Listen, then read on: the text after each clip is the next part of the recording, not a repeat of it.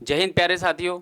मैं हूं नितिन कुमार छारी और एंडेवर प्रेप में आपका बहुत बहुत स्वागत है। आज का जो हमारा चर्चा का विषय है वो एक ऐसी खबर है जो लगातार हमें चौंका रही है और ये खबर संबंधित है लंग्स कैंसर अर्थात फेफड़ों के कैंसर से। और इस संबंध में जानकारी देने वाली जो संस्था है वो है ICMR यानी कि Indian council of medical research.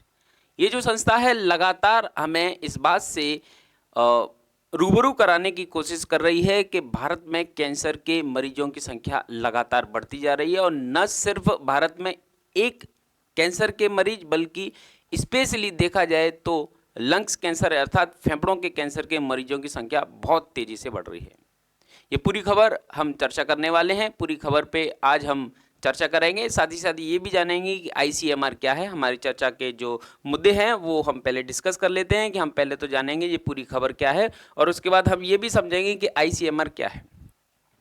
ICMR आपकी परीक्षा के सिलेबस के अकॉर्डिंग यूनिट 7 यानी कि प्रारंभिक परीक्षा यूनिट 7 के अंतर्गत जो विज्ञान की प्रमुख संस्थाएं दी गई हैं वहां से संबंधित है और साथ ही साथ ये आपके सिलेबस में दिए गए स्वास्थ्य संबंधी विषयों से भी संबंधित, यानी कि इसका संबंध आपकी परीक्षा से दोहरा है और दोहरे संबंध के साथ ये इम्पोर्टेंट हो जाता है। साथ ही साथ अगर हम देखें तो परीक्षा के संबंध में जो इम्पोर्टेंट आपके लिए वस्तुनिष्ठ प्रश्न हो सकता है हम उस पर भी लास्ट में चर्चा करेंगे। ठीक, तो चलिए स्टार्ट करते हैं आज का अपना लेक्चर जो कि ये बताता है कि भारत में कैंसर के मरीजों की संख्या तेजी से बढ़ती जा रही है। ये पूरी खबर क्या है, खबर को जानने के लिए आगे बढ़ते हैं। हम देखते हैं कि भारत में ICMR यानी कि Indian council of medical research, इसका फुल फॉर्म याद रख लेना क्योंकि परीक्षा में यहाँ से प्रश्न पूछा जा सकता है।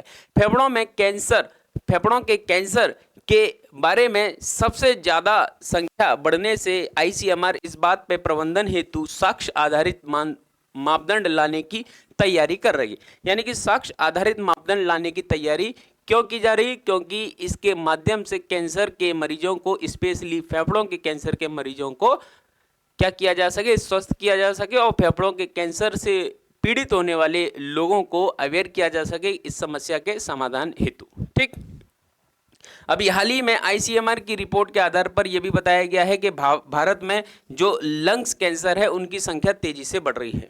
भारत में कैंसर से जो व्यक्तियों की मृत्यु हो रही है, ठीक है, जो व्यक्ति की मृत्यु हो रही है कैंसर से, उस कैंसर में मरने वाले लोगों की संख्या अकेले 10% मौतें जो हैं वो लंग्स कैंसर से ही हो रही हैं। तो दोस्तों ये बहुत ही गंभीर समस्या है। वैसे तो कैंसर चाहे ब्लड कैंसर हो, चाहे स्किन कैंसर हो, चाहे ट्यूमर हो, चाहे लंग्स कैंसर हो, किसी भी प्रकार का कैंसर हो, कैंसर एक गंभीर, हानिकारक और घातक समस्या है। लेकिन आज की स्थिति में अगर हम देखें तो ये रिपोर्ट बता रही है कि भारत में लंग्स कैंसर के मरीजों की संख्या बहुत तेजी से बढ़ रही है और साथ ही साथ इनसे मौतें भी बढ़ती जा रही हैं। ठीक, तो ये है हमारी पूरी खबर। इसके लिए भारतीय चिकित्सा अनुसंधान परिषद यानी कि ICMR के द्वारा इस पूरे अंतर को जांचने समझने हेतु प्रयास किया गया है और समीक्षा आधारित मेटा विश्लेषण की तैयारी की जा रही है। यानी कि इस पूरे मामले की समीक्षा करने के लिए मेटा विश्लेषण किया जा रहा है, बड़े स्तर पर विश्लेषण किया जा रहा है और इसके माध्यम से हम समस्या के तह तक, समस्या के मुख्य कारण तक पहुंचने का प्रयास करेंगे। उसके समाधान हेतु हम कहीं ना कहीं भारत के लिए एक ऐसे मौलिक तत्व का, एक ऐसे समाधान का, एक ऐसे निष्कर्ष का इजाद करेंगे जिससे इस समस्या से कैसे भी बचा जा सके। ठीक, तो आगे हम देखते हैं इस समस्या के समाधान के लिए उपयुक्त प्रबंधन लाने और उससे निपटने के लिए कहीं ना कहीं ICMR द्वारा लगातार प्रयास किए जा रहे हैं। ठीक, तो ये तो हुआ आज की मुख्य खबर। इस खबर से संबंधित जो संस्था बताई गई है ICMR, जान लेते हैं कि ICMR क्या है।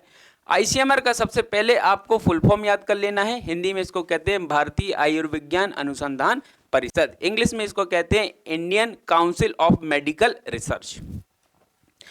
दोनों चीजें आपको ध्यान में रखनी है। अब हम देखें तो भारतीय चिकित्सा अनुसंधान परिषद भी इसका फुल फॉर्म हो सकता है क्योंकि Indian council of medical research है। मेडिकल रिसर्च को आप चिकित्सा और आयुर्विज्ञान दोनों लिख सकते हैं। परीक्षा में जब पूछा जाए तो आपको थोड़ी सावधानी देनी होगी। इस संस्था का जो निर्माण है 1911 में किया गया था। 1911 में ऐतिहासिक दृष्टि से भारत में एक बहुत इंपॉर्टेंट घटना घटी थी। अगर इतिहास के संबंध में आप इसको जोड़ पाते हैं तो कमेंट बॉक्स में इसका आंसर लिख देना। इससे क्या होगा, रिलेटिविटी बनेगी और रिलेटिविटी के साथ आपका दोहरा रिवीजन हो जाएगा। ठीक, इस संस्था का जो मुख्यालय है वो मुख्यालय आपकी नई दिल्ली में है। इस संस्था का जब स्थापना की गई थी 1911 में, तब इसका नाम Indian council of medical research नहीं था बल्कि इंडियन रिसर्च फंड एसोसिएशन था, जिसको बदलकर 1949 में भारतीय आयुर्विज्ञान अनुसंधान परिषद कर दिया गया। एक ये भी इंपॉर्टेंट प्रश्न है कि इसका पूर्व नाम क्या था, इसका पुनर्गठन कब किया गया था, इसकी स्थापना कब की गई थी, इसका मुख्यालय कहाँ है, इसका फुल फॉर्म क्या है, इन सब बातों से संबंधित परीक्षा में एक आध प्रश्न पूछ लेता है। ठीक, अब हम ये समझते हैं कि कैंसर क्या है और ये कैसे होता है। कैंसर एक असंक्रामक बीमारी है। कैसी बीमारी है? असंक्रामक। असंक्रामक क्या होता है? देखो, हम ये समझते हैं कि रोग मुख्य रूप से दो प्रकार के होते हैं। एक रोग ऐसा होता है जो जन्म के साथ ही आते हैं, जैसे इनको कहते हैं आनुवंशिक रोग। ठीक है, आमतौर पे इसको हम जानते हैं जन्मजात अर्थात कॉन्जेनाइटल डिसीज। फिर कुछ रोग ऐसे भी होते हैं जो जन्म के बाद होते हैं, जिन्हें हम कहते हैं उपार्जित रोग यानी कि एक्वायर्ड डिसीज, जो हमें जन्म के बाद होते हैं। जो जन्म के बाद होने वाले रोग हैं उनमें भी दो प्रकार की कैटेगरी होती है। पहली कैटेगरी जो होती है वो कहलाती है संक्रामक रोग यानी कि इन्फेक्टेड डिसीज, जो किसी रोगी व्यक्ति के संपर्क में आने से स्वस्थ व्यक्ति में भी वो रोग जो है फैल जाता है, तो ऐसे रोग कहलाते हैं संक्रामक। और यदि किसी रोगी व्यक्ति के संपर्क में रहने से स्वस्थ व्यक्ति को कोई रोग का संक्रमण नहीं फैलता है, वो कहलाते हैं असंक्रामक यानी कि नॉन इन्फेक्टेड डिसीज। और कैंसर इसी प्रकार का रोग है। यानी कैंसर कैसा रोग है? कैंसर एक असंक्रामक घातक बीमारी है, यानी कि ये रोग का संक्रमण एक व्यक्ति से दूसरे व्यक्ति में नहीं फैलता। लेकिन याद रहे, ये एक घातक यानी कि बहुत ही गंभीर चोट पहुंचाने वाली बीमारी जो मानव स्वास्थ्य को पूरी तरीके से क्या कर देती है? खत्म कर देती है। यानी कि ये बहुत ही खतरनाक बीमारी है। अब ये होती कैसी है, कैसे हो रही है ये बीमारी? तो ये आपके शरीर के अंदर होने वाली जो कोशिकाएं विभाजन है यानी कि सेल डिवीजन है, वो सेल डिवीजन के होने से शरीर की वृद्धि और विकास, जैविक क्रियाएं सभी सुचारू रूप से चलती हैं। परंतु ध्यान रहे, कैंसर तब होता है जब यही कोशिकाएं विभाजन होते समय अनियंत्रित रूप से विभाजित हों।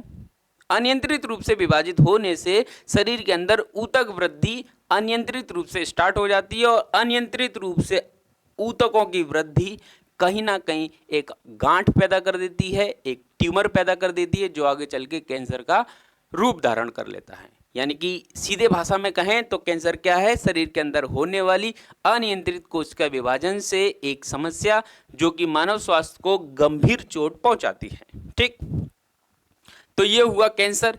कैंसर की 3 स्टेज होती हैं, यानी कि 3 स्टेज में कैंसर हो सकता है। पहली स्टेज में जब कैंसर होता है तो ऐसी स्थिति में कैंसर के होने से जिस अंग में कैंसर है उसी अंग की कोशिकाओं को क्या होता है? ये प्रभावित करता है। मान के चलो स्किन कैंसर है तो केवल स्किन प्रभावित होगी, लंग्स कैंसर है तो लंग्स प्रभावित होंगे, ब्लड कैंसर है तो ब्लड सेल्स प्रभावित होंगी। परंतु दूसरी स्टेज में क्या होता है? ये जो संक्रमण है वो लिम्फ नोड तक पहुंच जाता है। अब एक बार फिर से उस चीज को रिपीट करते हैं। मैंने अभी कहा था कि ये गैर संक्रामक है, यानी कि इसका संक्रमण दूसरे व्यक्ति में नहीं पहुंचता। और मैं यहाँ कह रहा हूं कि एक कोशिका के माध्यम से संक्रमण जो है वो दूसरे कोशिका या अंग तक पहुंच जाता है। यहाँ पे केवल उसी व्यक्ति की बात हो रही है जिस व्यक्ति को कैंसर है, दूसरे व्यक्ति में ये संक्रमण नहीं फैलेगा। तीसरी स्टेज पर जब ये संक्रमण फैलता है तो लिम्फ नोड से लेकर दूसरे अंगों तक पहुंच जाता है, और जब ये दूसरे अंगों तक पहुंच जाता है तो ऐसी स्थिति में किसी व्यक्ति का बच पाना लगभग असंभव हो जाता है।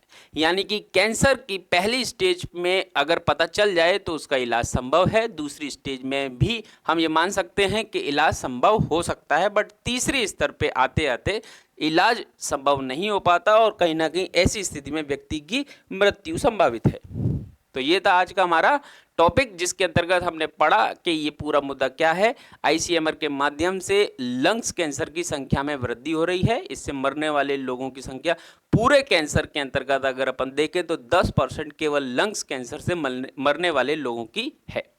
ठीक, दूसरा हमने जाना कि आईसीएमआर क्या है, आईसीएमआर का मुख्यालय क्या है और ये सारी चीजें। फिर हमने कैंसर को भी समझा। अब है इससे संबंधित इंपॉर्टेंट प्रश्न जो परीक्षा के लिए पूछे जाने के लिए तैयार है। आईसीएमआर की स्थापना कब की गई थी? जो भी आपको लगे इसका उचित उत्तर आप कमेंट बॉक्स में लिखेंगे। अगर आपने वीडियो को पूरा देखा है तो इसके अंदर आपको इस प्रश्न का उत्तर मिल जाएगा। ठीक, तो इसकी जो स्थापना है वो 1949 को हुई थी, या 1911 में हुई थी, या 1928 में, या 1956। इन चारों में से किसी एक सही उत्तर का चुनाव करें और कमेंट बॉक्स में इसका उत्तर दें। तो ये था हमारा आज का लेक्चर। अगर आपको वीडियो पसंद आया हो तो इसे लाइक, शेयर और सब्सक्राइब जरूर करेंगे, जिससे इसी प्रकार की महत्वपूर्ण जानकारी आप तक पहुंच सके। यदि आप हमसे जुड़ना चाहते हैं तो ये हमारे सोशल मीडिया हैंडल हैं, जिनके माध्यम से आप अपनी समस्याएं हम तक रख सकते हैं और उसका उपयुक्त समाधान आप तक जरूर पहुंचेगा। जय हिंद।